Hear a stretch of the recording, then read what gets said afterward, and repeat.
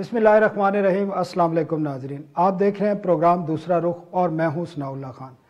آج اتوار کا دن ہے اور اتوار کو آپ کو معلوم ہے کہ ہم ایکسکلوسیو سٹوریاں کرتے ہیں، اور آج بھی ہمارے پاس 3 بڑی اہم ایکسکلوسیو سٹوریاں موجود ہیں جو ہم اپنے ناظرین کے ساتھ شیئر کریں گے۔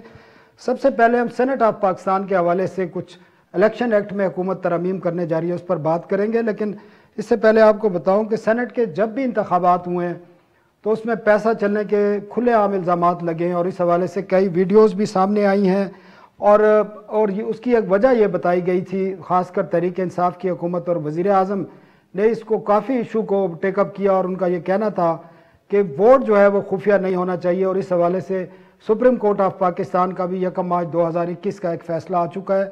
حکومت اسی فیصلے کی آڑ لے کر ایک ترمیم کرنے جا رہی ہے، مختلف ترامیم کرنے جا رہی ہے، اور اس ترامیم کا جو ایک مسودہ ہے وہ وفاقی کابینہ نے منظور بھی کر لیا ہے، اور ہمارے نمائندے ریاض الحق کے پاس اس کابینہ سے منظور شدہ جو ایک ترامیم ایکٹ ہے اس کا مسودہ موجود ہے، اور جو ہم اپنے ناظرین کے ساتھ شیئر کریں گے۔ ریاض بہت شکریہ۔ ریاض، کیا کہتا ہے یہ ترمیمی ایکٹ اور اس کا بیک گراؤنڈ ہے کیا، اور اس کے آنے کے بعد جو سینٹ کے انتخابات میں چاہے وہ کسی لیول پہ ہوں تو پیسے کا جو ایک وہ ہے، ایک رجحان ہے یا استعمال ہے، وہ بند ہو جائے گا، اور سینٹ میں کوئی عام آدمی بھی آ سکے گا، غریب آدمی بھی، کیونکہ اس وقت جو سینٹ ہے اس میں زیادہ تر آپ کو واضح طور پر نظر آ رہے ہیں بلینئرز ہیں، کروڑ پتی ہیں، انڈسٹریلسٹ ہیں، سرمایہ دار ہیں، جاگیردار ہیں، اور جس کی وجہ سے الزامات لگتے ہیں۔ جی بہت شکریہ ثناء اللہ صاحب۔ یہ ایک بڑی امپورٹنٹ آپ نے مطلب یہ جو ہم ڈسکشن کریں گے اگلی تمام جو منٹس میں، وہ آپ نے وہ تمام کوسچن پوچھ لیے، یہ بڑے امپورٹنٹ اور بڑے جسے کہتے ہیں پرٹیننٹ کوسچنز ہیں کہ سینٹ کے الیکشن کی۔ لیکن سب سے پہلے ہم آتے ہیں کہ حکومت نے کیا کیا ہے۔ حکومت نے جو 1 مارچ 2021 کا فیصلہ تھا سپریم کورٹ کا، وہ 4-1 سے فیصلہ آیا تھا، جسٹس گلزار جو چیف جسٹس آف پاکستان تھے تب، ان کا فیصلہ تھا، اور یہ فیصلہ تھا، یہ حکومت گئی تھی سپریم کورٹ میں کہ ہمیں کوئی فیصلہ دے دیا جائے کہ جو سینٹ الیکشنز ہیں یہ اوپن ہو جائیں۔ تو ظاہر سپریم کورٹ نے ان کے حق میں تو اس طرح فیصلہ نہیں دیا، لیکن جو ججمنٹ میں جو چند جو لائنز ہیں وہ بڑی امپورٹنٹ ہے، جس کو لے کر یہ امینڈمنٹ کی گئی ہے، اور اس میں یہ کہا گیا تھا کہ یہ الیکشن کمیشن آف پاکستان کی ذمہ داری ہے کہ 218(3) کے تحت جو جتنے بھی الیکشن سینٹ کے اندر ہونے ہیں وہ شفاف ہوں، وہ کرپٹ پریکٹسز سے آزاد ہوں، اور ٹیکنالوجی کا استعمال کرتے ہوئے یہ انشور کیا جائے یہ تمام کام ہوں۔ تو یہ ایک ایسا ہنٹ تھا کہ جس سے حکومت نے کیبنٹ کمیٹی جو قانون سازی کی ہے اس کے اندر بل لائے، CCLC جو کہلاتی ہے قانون سازی کی، جنوری میں انہوں نے اپروو کروا لیا اس کو، اس کے بعد کابینہ میں لے آئے، کابینہ نے بھی اس کو اپروو کر دی ہے۔ اس کے بعد اب یہ ہوگا کہ انہوں نے باقاعدہ یہ امینڈمنٹ کر دی، ظاہر یہ پارلیمان میں جائے گی اور اس پہ ظاہر بڑا شور بھی مچے گا، کیونکہ اس کے بعد یہ ہوا کہ ایک قسم کا جو سینٹ الیکشن جس کی ایبسولوٹ سیکریسی ہوتی تھی۔ ترامیم ذرا بتائیں نا کہ اسپیسیفک بتائیں، ترامیم کی کیا جا رہی ہے اس کے اندر؟ جو 122 الیکشن جو ایکٹ ہے 2017 کا، اس کی جو سب سیکشن 6 122 کی جو ہے اس کے اندر بڑی فصاحت کے ساتھ انہوں نے کلیئر کر دیا ہے، اور یہ جو کمیٹی کے ممبرز تھے CCLC کے، انہوں نے کہا کہ یہ فاروق نسیم صاحب نے بڑی جو بڑی درستگی کروا کے بڑی زور دے کے انہوں نے یہ کریکشن کروائی تھی، اور انہوں نے جو لا منسٹری نے تیار کی تھی اس کے بعد انہوں نے بڑی کریکشن کروائی ہے اس میں، اور اس میں یہ لکھا گیا ہے کہ جو الیکشن کمیشن ہے وہ ٹیکنالوجی کا استعمال کر سکتا ہے، اور وہ اگر وہ بہتر سمجھتا ہے کہ سیکریسی آف بیلٹ ہو لیکن وہ ایبسولوٹ سینس میں نہ ہو۔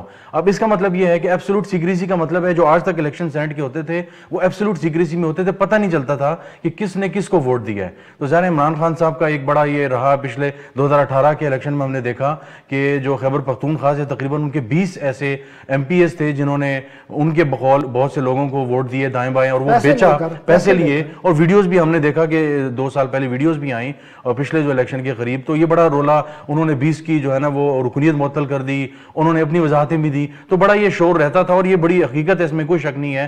جس طرح میں مشاہد حسین سعید صاحب کے ساتھ ایک مرتبہ بیٹھا ہوا تھا تو انہوں نے کہا تھا، تو میں نے کہا کہ سر آج کل سینٹ کے الیکشن قریب تھے، تو میں نے کہا کہ سر 20-25 کروڑ کی بات چل رہی ہے، تو ایک اور سینیٹر صاحب موجود تھے، انہوں نے کہا میرا نام نہیں لینا لیکن آج کل 30 سے 40 کروڑ ریٹ چل رہا ہے، آپ کو کسی نے پرانا ریٹ بتایا ہے۔ تو ایک سینیٹر کا یہ کہنا کہ یہ اس طرح کے ریٹ چل رہے ہیں، تو ان کو ختم کرنے کی ظاہر پرائم منسٹر عمران خان کی فنڈنگ بھی کرتے ہیں پارٹیوں کو، بالکل بڑا ہوتا ہے، ظاہر بڑے بڑے ایسے نام موجود ہیں ایسی پارٹیوں میں اور ایون مذہبی پارٹیوں میں کہ جن کا صرف جو ہے نا ATM سمجھے جاتے ہیں. تو ایبسولوٹ سیکریسی کو پنکچر کر دیا گیا ہے. تو اب یہ ہو سکتا ہے کہ ٹیکنالوجی کا استعمال کر کے اب اس میں یہ ہو سکتا ہے کہ شاید بار کوڈ استعمال ہو, شاید کوئی نمبرنگ استعمال ہو, ایسی ہو جس سے یہ پتہ چل سکے کہ XYZ زید بکر نے کس کو ووٹ دیا ہے, تو وہ چیک کیا جا سکے گا. تو ایک قسم کا ایک تلوار لٹکی رہے گی. اب اس میں ایک اور مسئلہ یہ بھی ہے کہ ضمیر کے مطابق ووٹ جو ہے وہ اس طرح شاید جو پہلے دیا جاتا تھا سم ہاؤ پیسوں کے علاوہ وہ اس طرح نہیں دیا جا سکے گا. اب یہ آپ نے دیکھا ہے کوئی اپنے جرنلزم کی ہسٹری میں کہ کسی نے ضمیر کے مطابق ووٹ دیا؟ ہمارے ملک میں شاید بہت سے کام شاید اس طرح ضمیر کے مطابق نہیں ہوتے, لیکن یہ ناقدین یہ کہتے ہیں کہ آپ ایک قسم کا بلیک میل کرے گا پارٹی کا جو لیڈر ہے اور وہ تمام ووٹ چاہے گا کہ ان کے جو ہے لوگوں کو دیے جائیں, وہ اپنے ضمیر کے مطابق دائیں بائیں ووٹ نہیں آزادی سے دے سکے گا. اس کے بعد تو بار کوڈ کا استعمال ہو سکتا ہے, نمبرنگ کا استعمال ہو سکتا ہے, یا ہو سکتا ہے شاید تھمز کا استعمال ہو جس میں, تو یہ ایبسولوٹ سیکریسی جو ہے وہ ختم ہو جائے گی. تو یہ ایک بہت بڑا الیکشن کمیشن سے بھی رائے لی ہوئی ہے اس قانون پہ. الیکشن کمیشن سے اس میں رائے نہیں لی گئی. اس کی وجہ یہ ہے کہ الیکشن کمیشن تو آلریڈی ہم نے دیکھا کہ پچھلے کچھ عرصے میں حکومت نے بڑے سخت ان پہ الزامات بھی لگائے اور ان کو ہٹانے کی کوشش کی, سیکرٹری سے لے کر باقی جو تمام افسران ہیں سینئر اور ممبرز وغیرہ ہیں, تو حکومت تو شاید ان سے ظاہر نہ لے. تو اب یہ حکومت نے اس جو سب سیکشن ہے 122 کی ان میں تو امینڈمنٹ یہ کر دی ہے, لیکن یہ پارلیمان میں جائے گا, اس میں وہاں تک یہ کیسے لے کے جائیں گے اور کامیاب ہوں گے اس میں, یہ ایک بہت بڑا کوسچن ہے. یہ تو سادہ ایکٹ آف پارلیمنٹ ہے, ایکٹ آف پارلیمنٹ کے لیے سادہ اکثریت کی ضرورت ہوتی ہے. لیکن اب دیکھنا یہ ہے کہ جو سیاسی صورتحال چل رہی ہے سینٹ میں, یقیناً آپ نے گورنر اسٹیٹ بینک کے حوالے سے بل تو پاس کرا لیا, لیکن اس قسم کے ایکٹ سالہ سال رکے رہتے ہیں اور اس میں پھر مسائل بھی آتے ہیں. اور آیا کہ سینیٹر چاہتے بھی ہیں اس قسم کی ترمیم لانا؟ کسی سینیٹر سے آپ کے بات ہوئی ہو کہ وہ اس قسم کی, خاص کر حکومت یا اتحادی جماعتوں کے سینیٹر کا, ان کا کیا موقع؟ میری 2-3 سینیٹر سے اس معاملے میں بات ہوئی اور انہوں نے ایگزیکٹلی یہی کہا. انہوں نے کہا یار ریاض ہم پہلے کچھ آزادی سے دائیں بائیں ووٹ دے دیتے تھے, وہ کہ میں نے آپ ہی والا سوال ان سے کیا کہ سر پہلے تو, اور آپ کو بھی پتا ہے کہ میں نے کہا سر پیسوں کا لین دین ہے سارا, 90% تو لین دین ہوتا ہے, باقی اب کچھ صوبوں میں شاید کچھ ایک آدھ وہ ہو سکتا ہے ایکسیپشن. تو وہ ہنس پڑے, انہوں نے کہا لیکن یار دیکھیں نا آپ پارٹی لیڈر, ہمیں ایک قسم ایک زمانے میں جو فلور کراسنگ کا قانون آیا کہ وہ نہیں ہو سکتا, کہتے ہیں اب ہمارے سامنے یہ لایا جا رہا ہے, تو وہ بہت زیادہ خوش نظر نہیں آ رہے. ظاہر ہے وہ جو ایک فری رائڈ ہو سکتی تھی پیسوں کے معاملے میں وہ شاید اب وہ نہیں رہے گی. لیکن یہ ذاتی عمران خان کی خواہش ہے. کیا نہیں, عمران خان کی خواہش, ہمارے تمام, کوئی بھی آپ کو نہیں کہے گا کہ سینٹ کے الیکشن میں یا کسی اور جگہ پیسہ چلتا ہے, لیکن جب اس پارٹی کے جو سامنے آتے ہیں بعد کے MPs یا MNA یا سینیٹرز بک گئے ہیں تو وہ پھر یہ بات کرتے ہیں. لیکن جب دوسرے کے MPs یا MNAs کو آپ کی حمایت کریں, کسی بھی وجہ سے کریں, تو اس وقت یہ قانون کی ضرورت نہیں رہتی ہے. اور ہمیں نظر آیا ہے سینٹ میں جو حالیہ وہ بل پاس ہوئے ہیں اس میں دیکھ لیں, جنہوں نے یوسف رضا گیلانی کو ووٹ دیا تھا انہوں نے PTI کو ووٹ دیا, اور کیوں دیا ووٹ, یہ باتیں بھی, الزامات بھی اس بارے میں لگتے رہے ہیں. مجھے آخر میں یہ بتائیں کیونکہ ٹائم کم ہے, آپ کیا سمجھتے ہیں یہ ترمیم اگر پارلیمنٹ سے پاس ہو جاتی ہیں تو اس سے سینٹ میں جو پیسہ چلنے کے الزامات لگتے رہے ہیں, جو ویڈیو سامنے آتی رہی ہیں, جو چیزیں سامنے ہیں جس کے بارے میں رائے لوگ رکھتے ہیں, تو وہ ختم کرنے میں مدد ملے گی یا ایبسلیوٹلی اس کو ختم کیا جا سکے گا؟ اب یہ بظاہر جو ایک کوشش لگ رہی ہے, اور ایک مڈل کلاس کا بندہ سینٹ میں آ سکے گا؟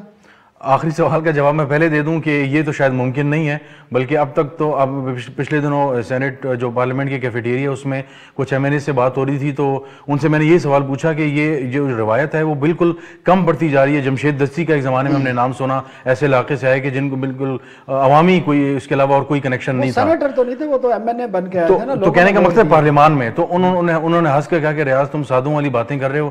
اب سینٹ میں تو پہلے یہ بالکل ناممکن تھا کہ کوئی آ سکے, اب ایون نیشنل اسمبلی میں ہو گیا کہ کوئی نہیں آ سکتا. تو آپ کے سوال کا جواب ان شارٹ کہ سینٹ میں یہ شاید اب ناممکن ہو چکا ہے, اور اس امینڈمنٹ کے بعد بھی کسی 1% بھی امکان نہیں ہے کہ وہ ہو سکے. اس کی وجہ یہ ہے کہ جس طرح کا سینٹ کا الیکشن رکھا جاتا ہے, جن لوگوں کو ٹکٹس دیے جاتے ہیں وہ ہم سب کے سامنے ہیں. پتہ ہے کیسے دیے جاتے ہیں؟ بالکل وہ دوستی یاری میں دیے جاتے ہیں, پلس وہ ظاہر ہے وہ ارب پتی کروڑ پتی انسان ہو, اور ہم نے دیکھا ہے حکومت سے کچھ سینیٹرز ناراض ہیں. دوستی میں ٹکٹ لیتے ہیں, وہ دوستی میں نہیں سر, ان کے فائدے ہوتے ہیں کیونکہ لیجسلیشن میں جو ان کی کمپنیز اور دائیں بائیں جو بزنسز ہوتے ہیں ان کی پروٹیکشن کے لیے جو سر ہم نے دیکھا ہوا ہے کہ بالکل ایسے ایک دوسرے کو بیک کرتے ہیں ایک دوسرے کو, اور باقاعدہ طور پہ کہیں خود گیسٹ کے طور پہ آ کے اپیئر ہوتے ہیں ایسے بلز میں جب ان کے دوستوں کو فائدہ ہو رہا ہو, اور وہ آ کے باقاعدہ طور پہ اپنی رائے بھی دیتے ہیں اور ان کی رائے کو لیا بھی جاتا ہے, اور باقاعدہ طور پہ وہ ڈکٹیٹ کرتے ہیں. ہم نے کمیٹیز میں دیکھا ہے.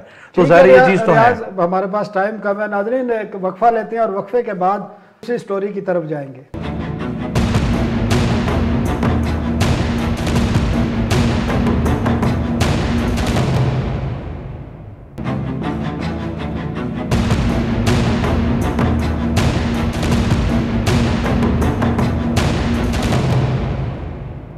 Welcome back. और अब हम अपनी दूसरी स्टोरी की तरफ चलते हैं जो बड़ी इंटरेस्टिंग स्टोरी है, और ताहिर शिरानी हमारे नुमाइंदा हैं इस्लामाबाद से लेकर आए हैं। जापान से कोई 1998 में कोई पाकिस्तान ने सेहत और तालीम के लिए $25 करोड़ का कर्ज लिया था, लेकिन दिलचस्प बात यह है कि ये कर्ज की रकम कहाँ खर्च हुई आज तक किसी को नहीं पता, और इस पर नैब ने रिपोर्ट तलब की है और इस हवाले से नैब इस बारे में तहकीकात करेगा। और ये बड़ी इंटरेस्टिंग स्टोरी है क्योंकि उस वक्त वज़ीर आज़म जो थे नवाज शरीफ थे, और इसकी जो तफसीलात हैं इस बड़ी अहम स्टोरी की वो ताहिर शिरानी हमें बताएंगे। शिरानी साहब, क्या खबर है ये, और इस पर नैब और मनसूबा बंदी कमीशन कोई क्लू तलाश कर सकें अब तक?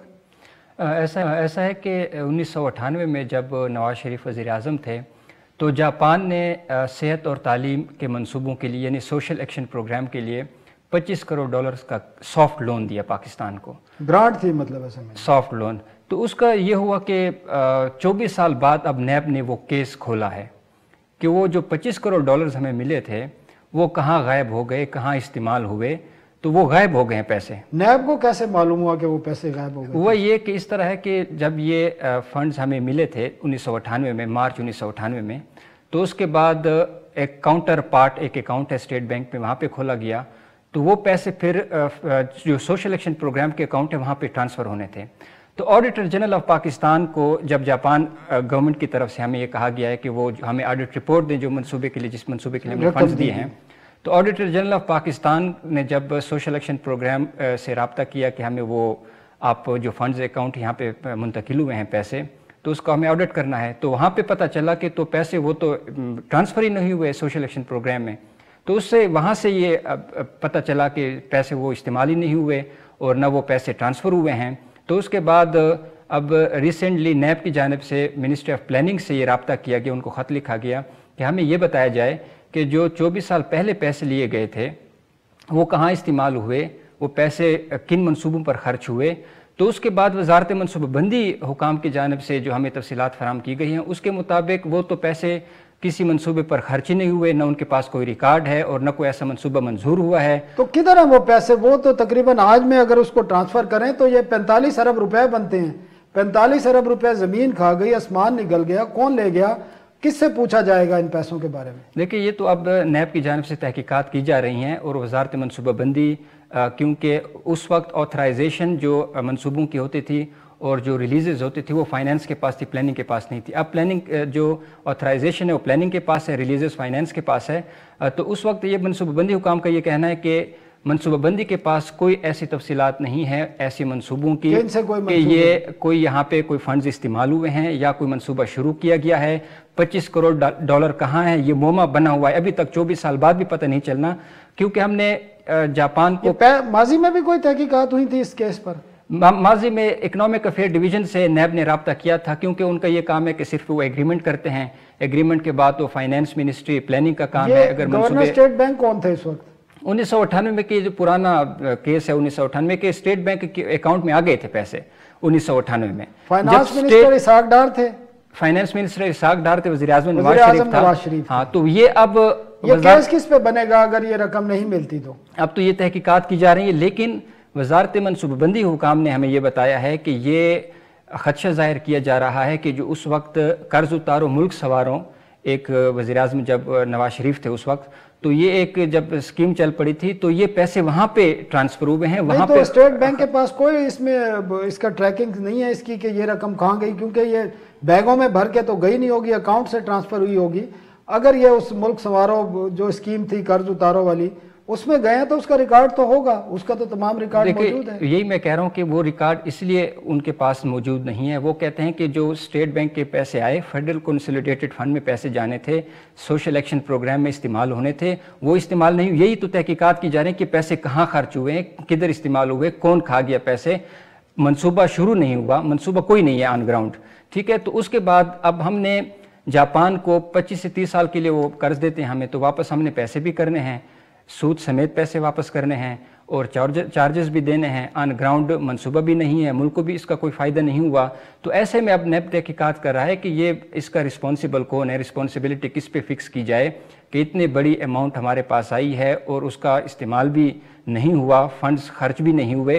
क्योंकि जो भी मुल्क पाकिस्तान के साथ या इदारा قرض دیتا ہے اس سے پہلے مشنز آتے ہیں یہاں پہ، باقاعدہ ایگریمنٹ ہوتا ہے، اور جس مقصد کے لیے آپ کو پیسے دیے جاتے ہیں اس مقصد کے لیے پیسہ استعمال ہونا ہوتا ہے، اس مقصد کے لیے استعمال ہونا ہوتا ہے، پیسہ وہ آن سائٹ وزٹس کرتے ہیں، ٹارگٹ ہوتے ہیں، سوشل ٹارگٹ بھی ہوتے ہیں اور ڈیولپمنٹ ٹارگٹ بھی ہوتے ہیں۔ بالکل، تو وہ اب ان دنوں یہ بھی بات مشرف کی حکومت پھر اس کے بعد آئی تھی 1999 میں، مشرف دور میں بھی جو منی ٹریل تھی وہ معلوم نہیں ہو سکی یہ پیسے کہاں خرچ ہوئے ہیں، تو اب جا کر نیب کی جانب سے یہ کوشش کی جا رہی ہے تاکہ معلوم کیا جا سکے اگر فائنانس منسٹری کے پاس کوئی ریکارڈ موجود ہے، پلاننگ کے پاس تو کوئی، پلاننگ کمیشن نے جواب دے دیا ہے، پلاننگ کمیشن کی جانب سے جواب تیار کیا گیا ہے لیکن ابھی تک وہ نیب کو بھجوایا نہیں ہوا۔ اس کے مطابق یہ ہے کہ کوئی فنڈز آن گراؤنڈ استعمال نہیں ہوئے، نہ کوئی وزارت منصوبہ بندی کی جانب سے کوئی منصوبہ منظور ہوا ہے، اور نہ جس منصوبے کے لیے ہیلتھ اور ایجوکیشن کے لیے وہ پیسے 9 پروجیکٹس تھے پیسے دیے گئے ہیں وہ استعمال ہی اس مقصد کے لیے نہیں ہوئے۔ تو اس سے آپ یہاں سے لگائیں کہ ملک کے پاس جو وسائل آتے ہیں اور اس کا کس طرح استعمال ہوتا ہے اور کس طرح اس کو خرچ کیا جاتا ہے، کس کو فائدہ ہوا ہے۔ صرف یہ فنڈز کا ایشو نہیں ہے، پاکستان کی ریپوٹیشن کا بھی ایشو ہے، اور انٹرنیشنلی طور پر جو ڈونرز ہیں، جاپان ہے یا ڈیولپمنٹ کنٹریز ہیں یا باقی جو انٹرنیشنل ادارے ہیں، وہ ہمارے بارے میں کیا سوچتے ہیں کہ پاکستان میں سماجی بہتری کے لیے وہ فنڈز دیتے ہیں اور ان فنڈز کو غائب کر دیا جاتا ہے، ان کا کوئی ریکارڈ فراہم نہیں کیا جاتا، اور یہ چھوٹی رقم نہیں ہے جو 40-50 ارب روپے، اس میں جاپان کی حکومت کی طرف سے بھی کوئی کارسپونڈنس ہوئی ہے ماضی میں کچھ؟ جی بالکل، جاپان حکومت نے ہی پاکستان سے رابطہ کیا تھا کہ جو ہم نے آپ کو قرض دیا تھا اس کا ہمیں آڈٹ فراہم کیا جائے کہ وہ پیسے کہاں استعمال ہوئے۔ جب یہ باری آئی تو auditor general of Pakistan social action programme کے سیکریٹریٹ گئے، وہاں سے رابطہ کیا کہ ہمیں آڈٹ کرنا ہے، تو ان کے پاس تو پیسے ہی نہیں تھے، ان کے اکاؤنٹ میں پیسے ہی ٹرانسفر نہیں ہوئے تھے، تو وہ اس کے بعد پتہ چلا کہ یہ پیسے تو غائب ہو گئے ہیں۔ پھر مشرف دور میں یہ کارروائی شروع کی گئی تھی تو وہاں پہ بھی پتہ نہیں چلا کہ یہ پیسے کہاں ختم ہوئے، استعمال ہوئے ہیں۔ تو اب یہاں سے آپ یہ اندازہ لگائیں کہ گڈ گورننس جس کی موجودہ حکومت بات کرتی ہے، اس سے پہلے ماضی کی حکومتوں میں بھی باتیں ہوتی رہی ہیں کہ گڈ گورننس ہے اور جو قرض کا استعمال ہے کس طرح کرنا ہے۔ ہم نے پھر وزیر اعظم شیرانی صاحب گڈ گورننس کی بات نہ کریں، آپ کو یاد ہے 2 روز قبل میں نے ایک سٹوری کی تھی جس میں پیمرا میں ایگزیکٹو ممبر کی تعیناتی کی گئی ہے، اور پیمرا ایکٹ کے تحت ایگزیکٹو ممبر 65 سال سے اوپر کا نہیں ہونا چاہیے، اور ایک ایسے شخص کو ہم نے اس کے ڈاکومنٹس بھی دیے جو 65 سال سے زائد عمر تھی پیمرا کے قوانین کے مطابق، پیمرا کے ایک لیٹر کے مطابق، لیکن اس کے باوجود وزیر اعظم نے اور کابینہ نے فیصل شیرجان کو ایگزیکٹو ممبر پیمرا کا تعینات کیا اور انہوں نے جوائننگ بھی دے دی، حالانکہ واضح طور پر اس تمام چیزیں سامنے آ گئی تھی۔ تو اس قسم کی گورننس ہے اس ملک میں۔ بالکل، جو جس طرح اب عمران خان وزیر اعظم بنے اس وقت ان کا یہ کہنا تھا کہ پیپلز پارٹی اور لیگی حکومت نے جو قرض تھا 6,000 ارب روپے وہ 30,000 پر لے کر گئے ہیں، تو اب موجودہ حکومت نے تو اس سے بھی زیادہ یعنی 50,000 ارب سے بھی کراس کر گئے قرضہ، تو اب قرضہ لیا جاتا ہے، اور ایک کیس تو ہمارے سامنے آ گیا ہے کہ 25 کروڑ ڈالر ہم نے لے کر غائب ہو گئے، کوئی استعمال ہی نہیں ہوئے۔ تو ماضی میں کئی ایسے کیسز ہو سکتے ہیں جو قرض ہم نے لیا ہو وہ اس آن گراؤنڈ استعمال نہ ہوا۔ ہمارے پاس ٹائم کم ہے، ہم نے اگلی سٹوری کی طرف جانا ہے۔ ناظرین ایک وقفہ لیتے ہیں اور وقفے کے بعد ہم اگلی سٹوری کے لیے پشاور چلیں گے۔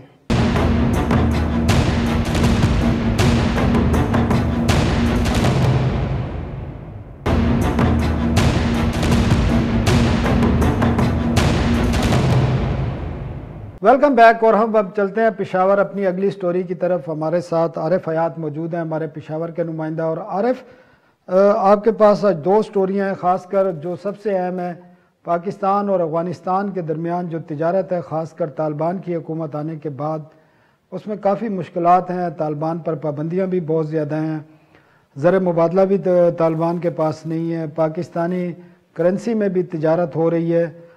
ابھی کیا معاملات خراب ہوئے ہیں اور جس کی وجہ سے آپ کہہ رہے ہیں کہ دونوں ملکوں کے درمیان جو تجارت ہے وہ اب کھٹائی میں پڑ سکتی ہے؟ اس طرح ہے کہ 15 اگست سے شروع کریں گے کہ جب افغانستان میں طالبان نے ٹیک اوور کیا اور انہوں نے حکومت سنبھالی، تو اس کے بعد جو مسائل آ رہے تھے اسپیشلی بزنس میں، وہ پاکستان کو زیادہ وہ مسائل فیس کرنے پڑے، کیونکہ خیبر پختونخوا کے جتنے بھی کاروباری حضرات ہیں ان کا 70% انحصار جو ہے تو وہ افغانستان کے مارکیٹ پہ ہے۔ سب سے پہلے یہ ہوا کہ اس وقت تو افراتفری پھیل گئی، کاروبار سارا رک گیا، لیکن پاکستان اور افغانستان کے درمیان جو کاروبار ہو رہا ہے تو وہ الیکٹرانک امپورٹ فارم جو ہے EFI اس کو کہتے ہیں، اس پہ ہو رہا ہے. یعنی وہاں سے جو بھی چیز پاکستان آئے گی تو اسی فارم کے ذریعے کہ پاکستان میں کس بندے پر یہ مال بکے گا، کتنے میں وہ خریدے گا، اور پیسے اس کو وہ کس طرح افغانی تاجر کو کس طرح وہ پیسے دے گا، یا افغانی تاجر یہاں پر پاکستانی تاجر کو کس طرح پیسے ادا کرے گا. تو یہ سب ڈیٹیل اس فارم میں لکھا گیا تھا پہلے سے، اور یہ بینک کے تھرو یہ رقم ادا ہوتی تھی. لیکن اس کے بعد تو یہ تمام معاملات خراب ہو گئے. جو فارم تھے تو لوگ فل کرتے رہے، لیکن افغانستان میں تمام بینکنگ سسٹم بند تھا، ابھی تک یہ بند پڑا ہوا تھا. تو دونوں جانب کاروبار جو ہے وہ انتہائی خراب ہو گیا، اور ابھی اور بھی مزید خرابی کی طرف جا رہا ہے. ابھی پاکستان میں خیبر پختونخوا میں جو سرحد چیمبر آف کامرس ہے اور Pak Afghan joint chamber of commerce ہے، تو انہوں نے یہ فیصلہ کیا ہوا ہے کہ ہم بارٹر سسٹم شروع کریں گے، اور باقاعدہ طور پر پاکستان کی حکومت کو انہوں نے یہ لیٹرز بھی درخواست بھی کی ہوئی ہے، پیشکش بھی کی ہوئی ہے کہ ہم بارٹر سسٹم شروع کر دیں گے. یعنی مطلب اجناس کے بدلے اجناس، اگر ہم ان کو کپڑا یا سیمنٹ دیں گے تو وہاں سے وہ انار اور چیزیں یہاں پر دے گی. اس پہ ابھی ان دونوں ممالک کے جتنے بھی کاروباری ہیں ان کا غور اس پہ جاری ہے، اس آپشن میں. دوسرا آپشن اب یہ استعمال کیا ہوا ہے کہ تقریباً 1.5 مہینے تک جو نہیں یہ ایک منٹ عارف مجھے یہ بتائیں، یہ بارٹر سسٹم کے تحت ٹریڈ شروع ہو گئی ہے؟ کیونکہ یہ تو صدیوں پرانا نظام تھا کہ اجناس کے بدلے آپ دوسری چیز لیتے ہیں، فروٹ لیتے ہیں، خشک میوہ لیتے ہیں، یا وہ اپنے جو ہے ان چیزوں کے بدلے اجناس لیتے ہیں، یا گڑ لیتے ہیں، یا چینی لیتے ہیں، یا باقی چیزیں لیتے ہیں. تو یہ ٹریڈ اب پاکستان اور افغانستان کے درمیان شروع ہو گئی ہے اس وقت، کیونکہ طالبان کے ہوتے ہوئے تو باقی جو ابھی تک سینکشن ختم نہیں ہو سکی ہیں، ابھی تک ان کو ایکسیپٹ کسی نے نہیں کیا، ان کے پاس ڈالر نہیں ہے، فارن کرنسی نہیں ہے. تو یہ بارٹر سسٹم شروع ہو چکا ہے آپ کے خیال میں؟ یہ سب سے پہلا آپشن ہے پاکستان کے جتنے بھی تاجر برادری ہے ان کے پاس، اور افغانستان کے تاجر برادری کے پاس سب سے پہلا آپشن یہ ہے. انہوں نے سب سے پہلا آپشن یہ اس لیے دیا ہوا ہے کہ افغانستان پر پابندیاں ہیں، وہاں پر بینکنگ سسٹم بند ہے، ان لوگوں کے پاس کیش ان ہینڈ نہیں ہے، تو اس لیے اس طرف جانا پڑ رہا ہے. اور یہ صدیوں پرانا سسٹم ہے، اور جو کاروبار پاکستان اور افغانستان کے درمیان شروع تھا، جس پر پوری دنیا کی نظریں تھی، اب وہ بارٹر سسٹم پہ جا رہا ہے، کیونکہ ان کے پاس کوئی اور آپشن ہے ہی نہیں. تو ان دونوں تاجروں نے سب سے پہلے یہ آپشن دیا ہوا ہے. لیکن ابھی پاکستان حکومت کی جانب سے جتنے بھی افغان تاجر ہیں تو ان کے لیے ایک بہت ہی اچھا موقع دے دیا گیا ہے کہ جو EFI فارم ہے، الیکٹرانک امپورٹ فارم، تو اب وہ افغان تاجر فل نہیں کرے گا، وہ براہ راست تقریباً 1.5 ماہ تک وہ یہاں پر کاروبار کر سکتا ہے، اور براہ راست اس طرح اپنے پاس پیسے لے کے آ سکتا ہے، اور یہاں سے جو بھی چیز اس نے خریدنی ہے تو وہ خرید سکتا ہے. لیکن وہ اس فارم کے بغیر تو کاروبار کرے گا، لیکن ابھی پیسوں کی حصولی اور جو ادائیگی ہے اس کا طریقہ کار ابھی تک طے نہیں ہوا ہے. یہ دونوں ممالک کے تاجر بیٹھیں گے اور اس کے بعد یہ کاروبار کریں گے. اس میں سب سے بڑا مسئلہ یہ پیش آ رہا ہے کہ اگر اس صورتحال کی وجہ سے مشکلات کیا آ رہی ہیں، مشکلات کیا ہیں اس کی صورتحال کی وجہ سے؟ مشکلات اب یہ آ رہی ہے کہ اگر الیکٹرانک امپورٹ فارم کو ہٹا دیا گیا ہے، 45 دن تک اس کو ختم کر دیا گیا ہے، تو کیسے ایک افغان تاجر $2 لاکھ جیب میں ڈال کر تورخم بارڈر کراس کر کے پشاور تک آئے گا؟ سیکیورٹی کے بہت سارے مسائل ان کو ہیں، اور وہ کس طرح اپنے پیسے بچا کے ادھر پشاور اور پھر کراچی اور لاہور تک پہنچائے گا؟ ان کو یہ مسئلہ ہے سیکیورٹی کا. پاکستان کے تاجروں کو یہ مسئلہ ہے کہ اگر یہ پیسوں میں کاروبار کرنا چاہے ان کے ساتھ، تو اگر نقد پیسوں میں کاروبار کریں گے پاکستان کے تاجر تو ان کو پھر ہزاروں اداروں کو ادھر جواب دینا ہوگا. یہ FBI کو جو FBR ہے ان کو ٹھیک ہے. عارف کہاں سے پیسہ آئے ہوئے ہیں؟ عارف بالکل جو افغانستان کی صورتحال ہے اور جو وہاں پر معاملات ہیں جس کی وجہ سے ٹریڈ دونوں ملکوں کے درمیان متاثر ہو رہی ہے ہو ضرور رہی ہے، اور آپ سمجھتے ہیں کہ وہ کم ہو کر 10 سے 20% پر آ گئی ہے، جس کی کئی وجوہات ہیں جو آپ نے ہمارے ناظرین کو بتائی. ناظرین ایک وقفہ لیتے ہیں، اور وقفے کے بعد آج سے ہی ایک دوسری سٹوری پر بات کریں گے جو زراعت سے متعلق ہے. زراعت سب سے اہم شعبہ ہے لیکن اس کو نظر انداز کیا جا رہا ہے، کس طرح کیا جا رہا ہے عارف حیات ہمیں بتائیں گے ایک وقفے کے بعد.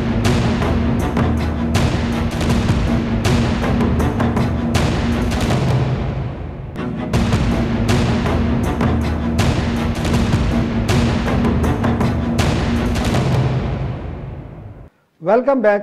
आरिफ, जो अब पाकिस्तान और अफगानिस्तान के दरमियान तिजारत हो रही है, जो एक SRO भी जारी किया गया था कि जिसमें 16 जो अशिया थी जिनको पाकिस्तानी करेंसी में तिजारत किया जा सकता था, उसकी क्या सूरत हाल है? वो कितनी उन 16 अशिया की ट्रेड बढ़ी है या कम हुई है, और उसमें कोई रुकावटें तो नहीं है? जी बिल्कुल, इस तरह है कि अभी तक 12 अशिया जो थी उसकी जो खरीद फरोख्त अफगानिस्तान के साथ थी तो वो पाकिस्तानी करेंसी में थी। अभी उनको 16 पे कर दिया है। पाकिस्तान अपनी तरफ से पूरी कोशिश कर रहा है कि कारोबार जो है वो बहाल हो सके। गो कि अफगानिस्तान पर पाबंदियां हैं, लेकिन उससे ज़्यादातर खैबर पख्तूनख्वा के ताजर ही मुतासर हो रहे हैं, तो इसलिए ये कोशिश की जा रही है। अभी 16 आइटम ऐसे हैं जिसकी खरीदो फरोख्त पाकिस्तानी करेंसी में हो रही है, और उसके लिए भी जो EFI फॉर्म है उसको ख़त्म कर दिया गया है ताकि दोनों तरफ ताजर जो है उनको फ़ायदा पहुंच सके, और फ़ायदा पहुंचाया भी जा रहा है। 16 अशिया किस किस्म की है? मतलब है कि कोई इस किस्म की चीज़ तो नहीं है जिस पर कोई इतराज़ हो सके, और या आम इस्तेमाल की अशिया इनमें ज़्यादातर जो लोगों की अफगानिस्तान में ज़रूरियात हैं इस वक्त? इनमें ज़्यादातर आम इस्तेमाल की अशिया हैं। ज़्यादातर इसमें खुराकी जो मवाद हैं, अशिया खुर्दनोश हैं, वो इसमें शामिल हैं। कंस्ट्रक्शन के हवाले से भी चंद एक चीज़ें इसमें शामिल हैं ताकि वहाँ पर जो मामूलाती ज़िंदगी है वो इस तरह रवा दवा रहें और लोगों को अशिया खुर्दनोश मिलते रहें, इसकी कहीं कहत ना पड़ जाए या वहाँ पर इसके रेट ज़्यादा ना हो जाए। तो वो चीज़ें आसानी के साथ बॉर्डर के उस पार लेके जा सकती हैं, और वहाँ से भी जो ऐसी अशिया जो अशिया खुर्दनोश में आती हैं तो उनको भी आसानी के साथ ही पाकिस्तान में यहाँ पर लाया जा सकता है, क्योंकि वो फिर ख़राब हो जाती हैं। इसलिए सब्ज़ी भी इसमें शामिल है, दाल चावल ये चीज़ें भी इसमें शामिल है, और वहाँ से जो फ्रूट वगैरह है तो वो भी उसमें शामिल है। तो ये जो चीज़ें हैं जो रोज़मर्रा इस्तेमाल की अशिया है आवाम की, ये इसकी खरीद फरोख्त जो तो वो पाकिस्तानी करेंसी में हो रही है। और अभी इसके लिए ऑप्शन ये भी इस्तेमाल किया जा रहा है कि बॉर्डर के उस पार ये अफ़गान करेंसी में हो और इस पार जो है ये पाकिस्तानी करेंसी में, ताकि दोनों ममालिक जो है अपनी अपनी करेंसी में ट्रेड कर सके, जिससे करेंसी की कदर में भी इजाफा होगा, और दोनों ममालिक जो हैं तो वो अपनी अपनी करेंसी में वो जो तजारत करके अपने बैंकिंग सिस्टम को भी मजबूत कर सकते हैं। ठीक है आरिफ, आप जो चीज़ें देख रहे हैं उसके मुताबिक अफगानिस्तान के साथ ट्रेड के हवाले से फुली कोऑपरेट कर रहा है, पाकिस्तानी करेंसी है, वो तमाम चीज़ें। एक दूसरी स्टोरी की तरफ आपकी चलते हैं। पाकिस्तान क्योंकि एक ज़री मुल्क है और पाकिस्तान में जो इस वक्त सबसे बड़ा मसला है वो महंगाई का है, और जो स्टोरी आप बता रहे हैं कि ख़ासकर पाकिस्तान में जो इम्पोर्टेड बीज हैं, ज़री बीज हैं, वो जो इस्तेमाल होते हैं उन पर एक तो 27% टैक्स लगने की वजह से उनकी शार्टेज हो गई है, जिससे आने वाले चंद माह के दौरान पाकिस्तान में जो ख़ासकर सब्जियाँ हैं उनकी कीमतों में होश रुफा इजाफा हो सकता है। ये क्या स्टोरी है, ज़रा हमारे नाजरीन को बताएं। ये सना साहब इस तरह है कि अभी जो इम्पोर्टेड बीज हैं जो खैबर पख्तूनख्वा में इस्तेमाल होती है ना, उस पर टैक्स लगा हुआ है। और खैबर पख्तूनख्वा में जो मुख्तलिफ ममालिक से जो बीज आती हैं तो उसमें चाइना, तुर्की, Japan, Korea, Thailand, Italy, America और स्पेन, ये जो ममालिक हैं वहाँ से बीज दरामद करते हैं, स्पेशली खैबर पख्तूनख्वा में। ये 27% इन इम्पोर्टेड बीज पर जो सब्जियों के हैं इस पर इसमें इजाफा हुआ है, 27% टैक्स। इसमें कस्टम ड्यूटी 3% है, इनकम टैक्स 2% है, एक्साइज सेस इसमें 1.25 है, और प्रोविंशियल रेवेन्यू जो है तो वो इसमें 0.9 है। सेल टैक्स 17 और एडिशनल सेल टैक्स जो है तो वो 3% उसमें इजाफा हुआ है, और इसकी जो रेट है तो वो ये माजी में नहीं थे, माजी में ये टैक्सेस नहीं थे। माजी में ये टैक्सेस थे, लेकिन अभी कोविड के बाद जो है इसमें जो जिन ममालिक से ये बीज मंगवाए जाते हैं, ये वहाँ पर कोविड की वजह से इन ममालिक में इन बीज का रेट ऑलरेडी बढ़ गया है, लेकिन अभी इसमें मतलब डॉलर आपकी करेंसी भी डिवैल्यू हुई है ना, आपकी करेंसी भी डिवैल्यू हुई है, उसकी एक वजह यह भी है। और जीएसटी भी लगाया गया, माजी में शायद इनके ऊपर 17% जीएसटी नहीं था। बिल्कुल 17% जीएसटी इसमें पहली बार इस पे लगाए हुए, लेकिन किसानों को तो फायदे दिए जा रहे हैं और ज़री मुल्क बताया जा रहा है, तो इसलिए तवक्को ये की जा रही है कि इस पर इस तरह के टैक्सेस ना लग जाए, ये डीलर से भी और जो किसान हैं उनसे भी। इसमें जो सबसे दो इसमें मसाइल का सामना करना पड़ेगा खैबर पख्तूनख्वा को कि यहाँ के जो किसान हैं, एक तो आने वाला जो सीज़न है तो वो टमाटर का है, और जो गर्मियों के सब्जियां हैं जिसमें करेले, कद्दू, रेस। अच्छा, टमाटर, आप ये टमाटर का बीज भी इंपोर्टेड यूज होता है केपी में? بالکل بالکل ٹماٹر کا بیج جو ہے تو وہ امپورٹڈ اس لیے لے کے آیا جاتا ہے یہاں پر کہ اس امپورٹڈ بیج کا جو ایک پودا ہوتا ہے تو اس میں ٹماٹر کی جو تعداد ہوتی ہے وہ زیادہ ہوتی ہے. جو یہاں پر لوکل تیار کیے جاتے ہیں ٹھیک ہے. تو وہ انتہائی کم ہوتے ہیں اور وہ اس طرح کے زیادہ ٹماٹر ایک پودا پیدا بھی نہیں کر سکتا ہے اور زیادہ تر وہ خراب ہو جاتے ہیں. یہاں پر تو موسمیاتی تبدیلی کے بھی مسائل ہیں تو اس لیے اگر ایک تیز بارش ہو جائے تو وہ تمام کے تمام ٹماٹر خراب ہو جاتے ہیں. اگر ایک پودے میں ٹماٹر کی تعداد 10 سے 15 ہو تو اگر 5 اس میں خراب ہو بھی جائیں 10 ان کے پاس پڑے رہیں گے اور باقی کون کون سی سبزیاں ہیں جن کے یہ باقی کون کون سی کے پی میں سبزیاں ہیں جو ان کے بیج جو امپورٹڈ یوز ہوتے ہیں اور ان کی اس وقت سچویشن ہے کیا اور لوگوں کی ڈیمانڈ کیا ہے؟ دیکھیں اس میں ڈیمانڈز یہ ہیں کہ جتنے بھی گرمیوں کے سبزیاں ہیں کریلے ہو گئے ہیں کدو ہو گئے ہیں کھیرے اس طرح اور جو سبزی ہیں وہ اس میں شامل ہیں. اس میں اصل مسئلہ یہ ہے کہ ایک تو اگر یہ مہنگے ہو گئے اس کے ریٹ بڑھنے کے بھی خدشات ہیں اور لوگ نہیں خریدیں گے تو یہ اس کا پیداوار بھی کم ہوگی. پیداوار بھی کم ہوگی. لیکن ہم تقریباً 35% اس کا کاروبار کرتے ہیں گلف کنٹری کے ساتھ افغانستان کے ساتھ اور جو سینٹرل ایشیا کے ممالک ہیں وہاں پر مطلب ہے کہ یہ ایکسپورٹ ہوتی ہیں کے پی کی سبزیاں ایکسپورٹ بھی ہوتی ہیں. ہاں ایکسپورٹ ہوتی ہے. اگر یہ اس طرح مہنگے رہیں اور مہنگے دام یہ رہیں تو پھر وہ ممالک ہم سے کیوں لیں گے کیونکہ ہم نے تو اس ممالک میں جو ہماری مارکیٹ بنی ہوئی ہے ہم نے اس کو انڈیا نے جو وہاں پر مارکیٹ ابھی بنائی ہوئی ہم نے اس کو کیپچر کرنا ہے تاکہ یہ ممالک ہم سے سبزیاں خریدے. لیکن اگر ہم مہنگے بیج لیں گے اور پھر یہ مہنگے ایکسپورٹ کریں گے تو وہ ممالک ہم سے کیوں خریدیں گے. جو ہمارے پڑوسی اور ممالک ہیں بنگلہ دیش اور انڈیا وہ بنگلہ دیش اور انڈیا اب دونوں ممالک جو ہیں تو وہ سینٹرل ایشیا گلف اور افغانستان میں رشیا میں یہاں پر اپنا مارکیٹ بنا رہی ہیں سبزیوں کے حوالے سے. تو سبزیوں کا جو مارکیٹ ہمارا بنا ہوا ہے وہ لوگ ہی ہم سے کیپچر کر رہے ہیں. دوسرے اس میں سب سے بڑی بات یہ کہ ہم سے یہی بیج ایران اور افغانستان بھی خریدتے تھے کیونکہ تقریباً 40% کاروبار ہمارا ایران اور افغانستان پہ چلتا ہے. لیکن ابھی افغانستان میں بینکنگ چینل خراب ہے تو لوگ اپنے ساتھ نقد پیسے لے کے آتے ہیں یہاں پر. اگر وہ نقد پیسے کتنے لے کے آئیں گے اس پر تو ٹیکس لگ گیا تو اس کا ریٹ زیادہ ہو گیا. تو افغانستان کے ساتھ ہمارا بیج کی جو خرید و فروخت کا کاروبار ہے وہ تقریباً 25% کم ہوگا. اس طرح ایران پر انٹرنیشنل پابندیاں لگی ہوئی ہیں وہ امپورٹڈ بیج نہیں خرید سکتا ہے تو وہ آسانی سے پاکستان سے ہی خریدتا تھا. لیکن پاکستان کے راستے بھی اگر یہ مہنگا ہو گئے تو انہوں نے بھی اپنا کاروبار یہاں سے تقریباً 18% کم کیا ہوا ہے. تو آلریڈی جو ہم بیج ان دونوں ممالک پہ بیچتے تھے وہ بھی کم ہو گئے ہیں اور اگر ہم نے ایکسپورٹ بڑھانا ہے اور ایکسپورٹ کی مارکیٹ کو سبزیوں کی ہم نے اس کو کیپچر کرنا ہے تو ہم نے یہ تمام ٹیکسز ختم کرنے ہوں گے. ورنہ جو ہمارے دو پڑوسی ممالک ہیں بنگلہ دیش اور انڈیا وہی سبزیوں کی جو ان کی مارکیٹ ہیں گلف کنٹری کی سینٹرل ایشیا کی افغانستان کی اس کو وہی کیپچر پر کر دے گا. جی اچھا سبزی کے جو کاشتکار ہیں خاص کر کے پی کے کیونکہ بڑے پیمانے پر وہاں سبزی پیدا ہوتی ہے انہوں نے اس حوالے سے حکومت کو سینسٹائز کیا ہے اس بارے میں اور کیا جواب ملا ہے؟ انہوں نے اس حوالے سے حکومت کو بھی سینسٹائز کیا ہوا ہے. اس پر ان لوگوں نے یہاں پر احتجاج بھی کیے ہیں. جو خصوص طور پر جو بیج ڈیلر ہے ان کو بھی مسئلہ ہے صرف کسانوں کو مسئلہ نہیں ہے. لیکن زیادہ تر کسانوں سے ہم نہیں پوچھا کہ آپ اس کے بارے میں کریں گے کیا اگلا آپ لوگوں کا سٹیپ کیا ہے. تو ان لوگوں نے جو روایتی انداز میں جو لوگ جو بیج تیار کرتے تھے ٹماٹر کا اور سبزیوں کا تو وہ وہی تیار کر رہے ہیں اور یہی کہنا کہ ہم اس سے صرف اس سال اس سیزن میں اپنے جو خرچے ہیں اپنی جو ضروریات ہیں وہ پوری کر لیں گے. ایکسپورٹ میں ہم اس طرح حصہ نہیں ڈال رہے ہیں کیونکہ دوسری سائٹ پہ عارف حیات بہت شکریہ. آپ کا کہنے کا مقصد یہ ہے صاحب کہ اس سال جو ہے زرعی بیجوں پر خاص کر جو ان کی درآمد پر اور ان کی جو سیل پر ٹیکس لگائے گئے ہیں وہ 27% اضافہ ہوا ہے جس کی وجہ سے ملک کے اندر سبزیوں کا بحران پیدا ہونے کا خدشہ ہے. ان کی قیمتوں میں اضافہ ہونے کا خدشہ ہے اور امپورٹڈ بل کی درآمد میں بھی کمی ہوئی ہے جس کی وجہ سے پیداوار بھی کم ہوگی. عارف حیات بہت شکریہ. ناظرین ہمیں آئندہ کے لیے اجازت دیجیے. اللہ حافظ.